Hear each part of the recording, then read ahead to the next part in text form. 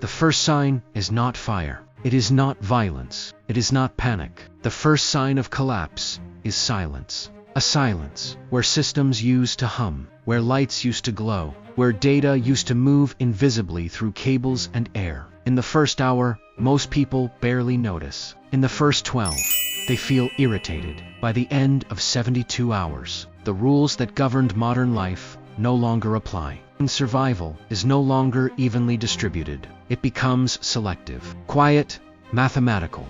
The 72-hour window is not an arbitrary number. It is a threshold built into the architecture of modern civilization. Fuel buffers, backup power, food logistics, human physiology, emergency response doctrine.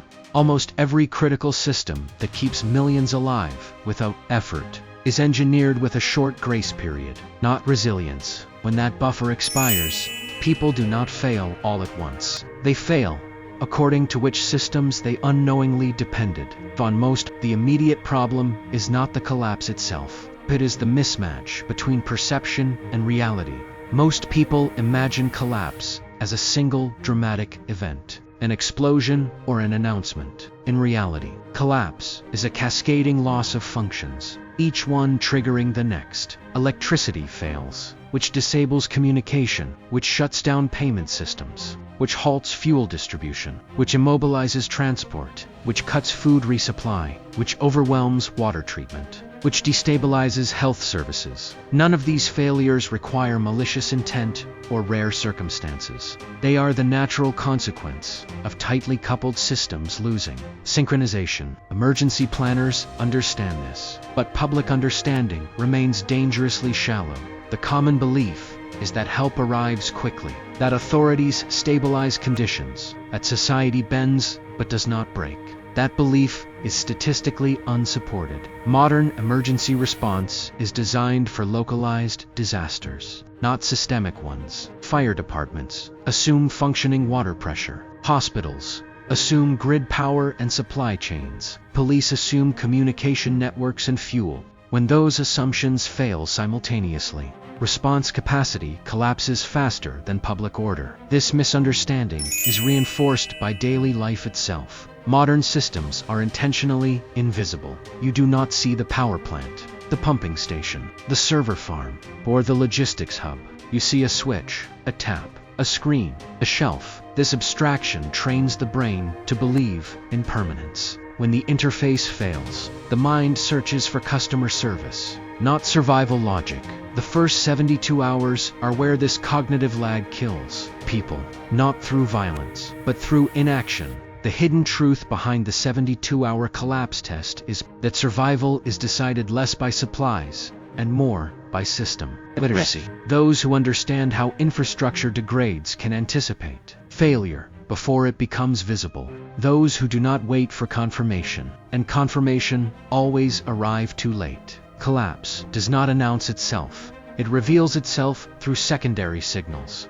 Pressure drops, latency increases, delivery delays, inconsistent information. By the time the headlines catch up, the window has already closed. At the core of this is a principle from resilience engineering. Tight coupling amplifies small disruptions into systemic failure. Modern civilization optimizes for efficiency, not slack. Fuel is delivered just in time. Food is stocked for days, not weeks. Hospitals run near capacity. Power grids balance load within narrow margins. This works beautifully until it doesn't. Once one node fails, others compensate briefly, then overload. The 72-hour mark is where redundancy gives way to exhaustion. Take electricity as the foundational layer. Grid operators maintain stability through continuous balancing of supply and demand. Backup generators exist, but they depend on fuel logistics, maintenance, and human operation. Data centers often have 48 to 72 hours of diesel under ideal conditions. Cell towers may have less. Once the generators stop, communication fractures. Without communication, coordination collapses. Without coordination, repair becomes impossible, even if physical infrastructure remains intact. Historically, this pattern is documented repeatedly. During the 2003 Northeast blackout, Power returned within days, but only because surrounding systems remained intact. Fuel flowed. Communications functioned. Law enforcement mobilized. Compare this to Hurricane Maria in Puerto Rico, where grid damage intersected with fuel shortages, damaged ports, and bureaucratic delays. Hospitals failed, not because doctors lacked skill, but because diesel ran out. Patients died, not from trauma, but from dehydration, infection, and interrupted care. The timeline was not immediate. It unfolded across days, then weeks, with the steepest drop occurring after the initial buffer expired. Water systems follow a similar logic. Municipal water pressure depends on electrically driven pumps, then chemical treatment. Gravity-fed reservoirs provide limited resilience, but contamination risk rises quickly without treatment. Most households assume water is safe until it is not. Boil advisories arrive after exposure. In a prolonged outage, sewage systems backflow, cross-contaminating supply lines. The 72-hour mark is where dehydration and disease begin to compete as survival threats. Food logistics are even more fragile. Urban grocery stores carry roughly 3 days of inventory. This is not a secret. It is an efficiency metric. Trucks arrive daily. Payments are digital. Refrigeration is electric. When power fails and deliveries stop, shelves empty rapidly. What matters is not hoarding, but timing. Those who act early acquire calories. Those who wait discover that money has lost function before food has lost value. The practical survival implication is uncomfortable, but clear. The 72-hour collapse test is not about enduring chaos. It is about crossing a threshold where systems stop solving problems. For you, before that threshold, preparation looks excessive. After it, it looks insufficient. Survival becomes a function of stored energy, stored water, stored calories, and stored knowledge. Not skills learned during the event, but habits established before it. As the hours pass, stakes escalate without spectacle. Medical conditions worsen quietly. Insulin spoils. Oxygen concentrators fail. Dialysis patients run out of options. These are not edge cases. They are predictable outcomes of dependency on uninterrupted systems. The death toll in collapses is front-loaded, not by violence, but by infrastructure loss, intersecting with chronic vulnerability. This is where the test becomes selective. Those who pass are not the strongest or the most armed. They are the least surprised. They recognize that the first 72 hours are not about heroics, but about insulation from cascading failure. They understand that every dependency is a liability, unless it has a backup that does not depend on the same system. What follows next is not recovery, but divergence. Once the buffer is gone, communities split in two: those who stabilize internally and those who destabilize externally. The difference is not ideology or wealth. It is preparedness, depth, and coordination density. And this is where the second layer of exposed systems begins to decide outcomes. Because beyond power and water lies a less discussed factor that accelerates collapse faster than any technical failure. That second layer is communication, not as technology, but as trust bandwidth. When formal communication systems degrade, informal networks either replace them or fail entirely. Most people assume that when phones go down, radios come up, and when networks fail, communities naturally organize. History shows the opposite. Communication does not simply disappear. It fragments. Information becomes inconsistent, delayed, and emotionally distorted. In that environment, people do not coordinate around facts. They coordinate around fear, rumor, and perceived advantage. This is where the 72-hour collapse test becomes psychological as much as physical. The human nervous system is calibrated for short-term emergencies, not prolonged uncertainty. Stress hormones rise quickly and remain elevated. Decision-making degrades. Sleep fragments. Calories burn faster. Small problems feel existential. When accurate information is scarce, people overreact to minor threats and underreact to major ones. This is not a character flaw. It is neurobiology under strain. Most people misunderstand this phase because they assume that breakdown leads to cooperation in tightly bonded groups. It can in modern urban populations, where social ties are thin and transient. The opposite is more common. Sociological data from prolonged outages shows a rapid decline in trust.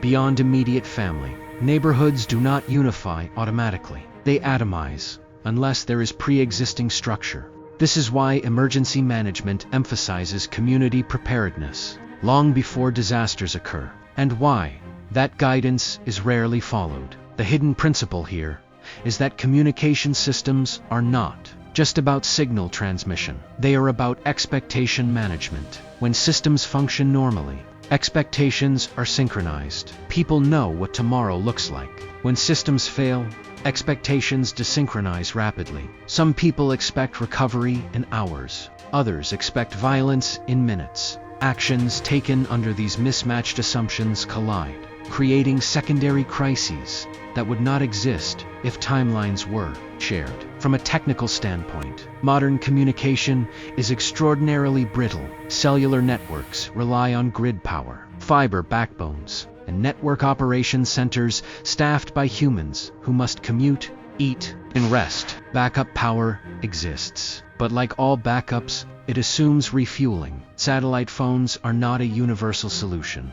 Bandwidth is limited. Devices are scarce, and congestion rises exponentially during crises. Amateur radio can function, but only among trained operators. And even then, information flow is slow and fragmented. Historical evidence reinforces this. After the Arling-yi Tohoku earthquake and tsunami, physical destruction was immense. Yet communication failures amplified harm. In some regions, evacuation orders did not reach residents in time, and others, conflicting messages caused people to move into danger zones. The disaster response improved as communication stabilized, not simply as resources arrived. Where information clarity returned first, survival rates rose. The practical implication is that survival during the set window depends on information autonomy. This does not mean access to more data. It means access to reliable, interpretable signals that guide decision-making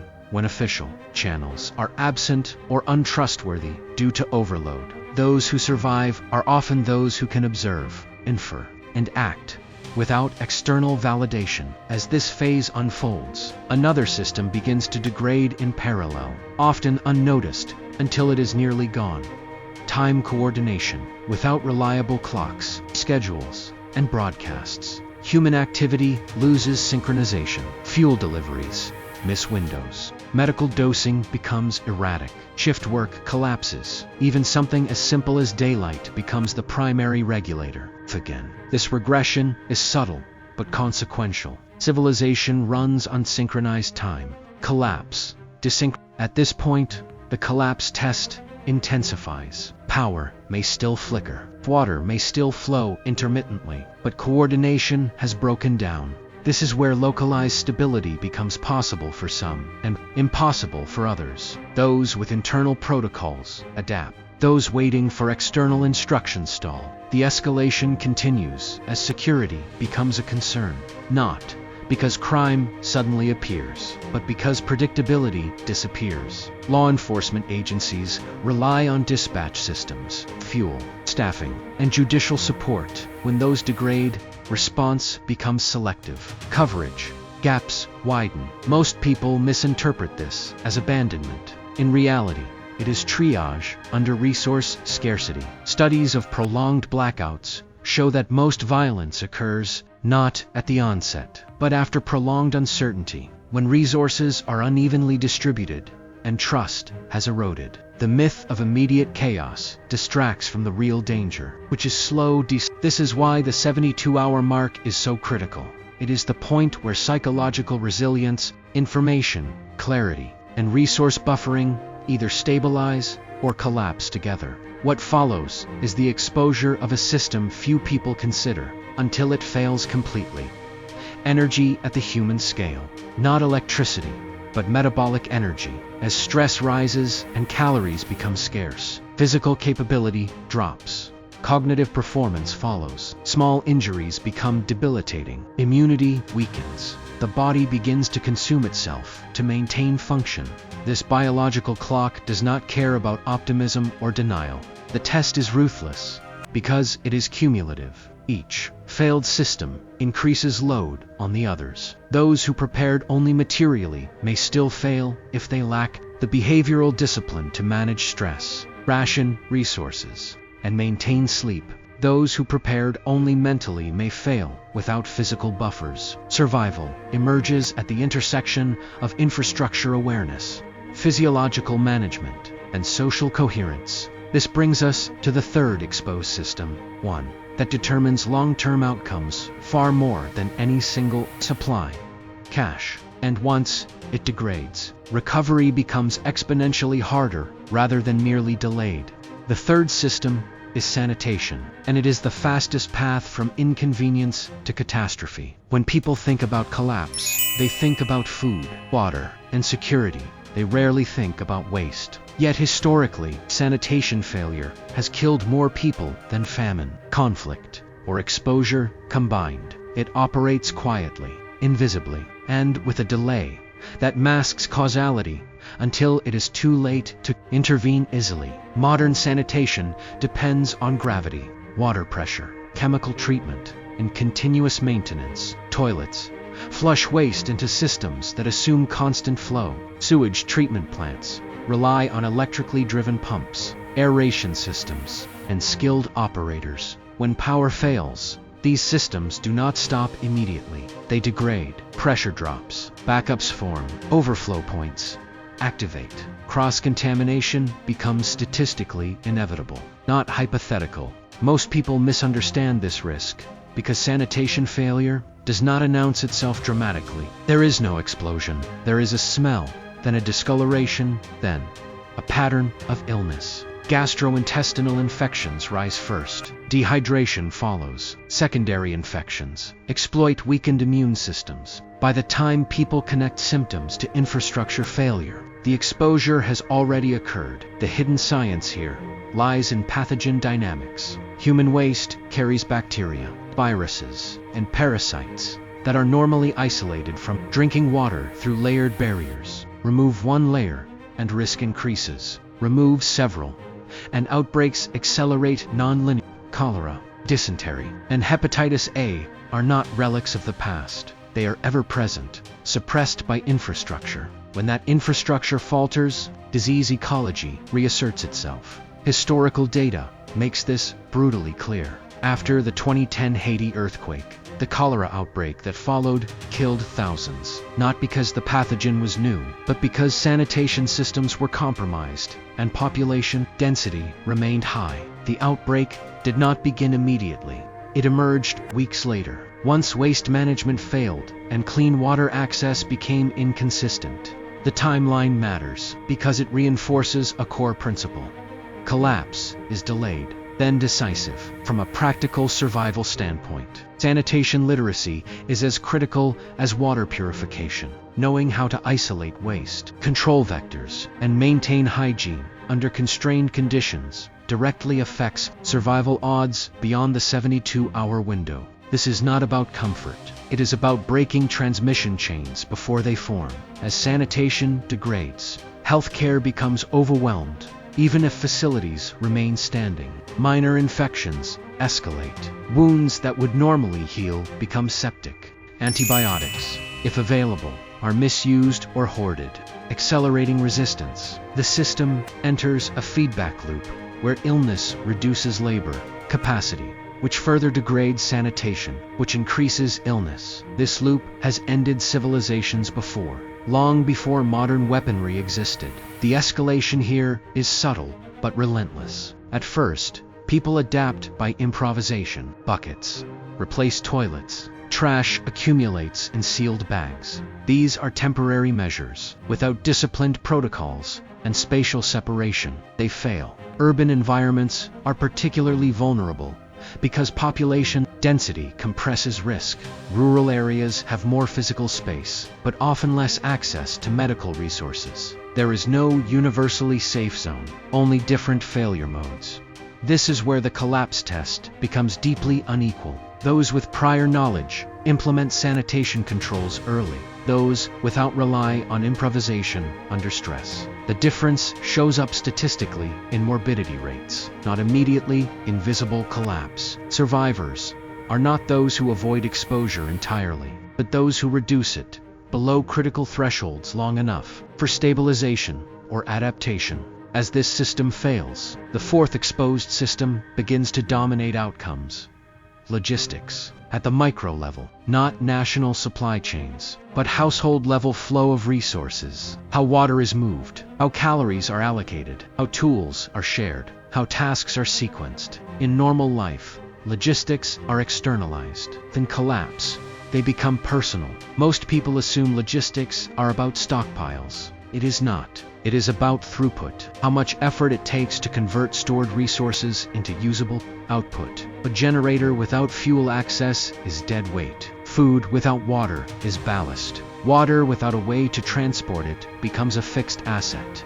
The 72-hour window is where these inefficiencies become visible. The hidden principle here is energy return on effort. Under stress, every action costs more. Carrying water burns calories. Treating illness consumes time. Securing space reduces mobility. Those who planned for static survival may find themselves needing to move. Those who planned for mobility may find themselves needing to hold ground. Logistics failures force trade-offs that are irreversible. Historical parallels exist in siege scenarios and refugee crises. Studies from prolonged sieges show that starvation rarely kills. First, it is exhaustion, dehydration, and disease. People fail not because food is absent, but because the effort to acquire or prepare it exceeds their remaining energy reserves. The body enters a deficit.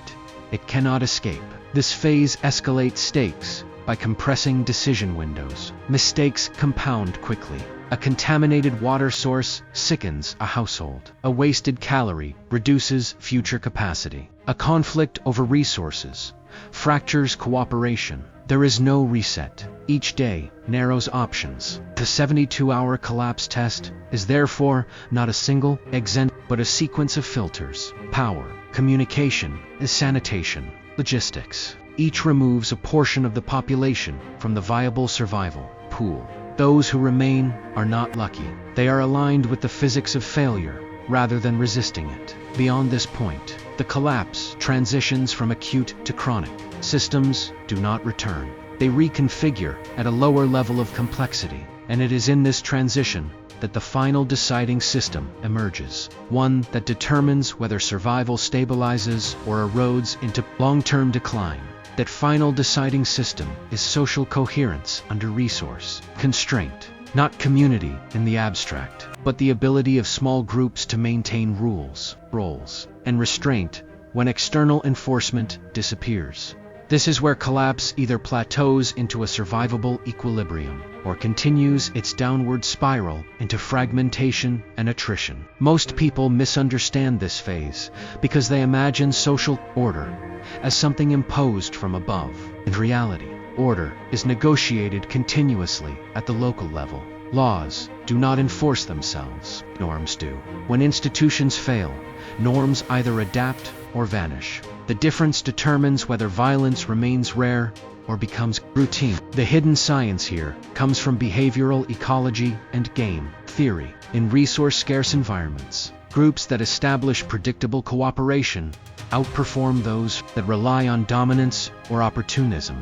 This is not moral philosophy. It is an empirical observation. Studies of isolated populations, disaster zones, and long-term field research consistently show that mutual restraint and role specialization increase survival odds over time. During the 72-hour window, this system is barely visible. People are still operating on pre-collapse assumptions. After that window, behavior diverges sharply. Some groups formalize cooperation quickly, others dissolve into competing individuals. Once that divergence occurs, it is difficult to reverse, because trust, once broken, requires surplus to rebuild, and surplus is precisely what collapse removes. Historical evidence is abundant. After the collapse of the Soviet Union, regions with strong local networks adapted faster, despite severe economic disruption. In contrast, areas with weak social cohesion experienced higher mortality, crime, and long-term stagnation. The physical infrastructure was similar. The difference was relational infrastructure. From a practical survival perspective, this means that isolation is a short-term buffer and a long-term risk in the immediate aftermath. Reducing exposure to others can preserve resources. Over time, however, no individual or nuclear family can maintain all necessary functions alone. Labor specialization, security rotation, and knowledge sharing become necessary. The transition from isolation to cooperation is a narrow window, and missing it often means being locked out of stable groups permanently.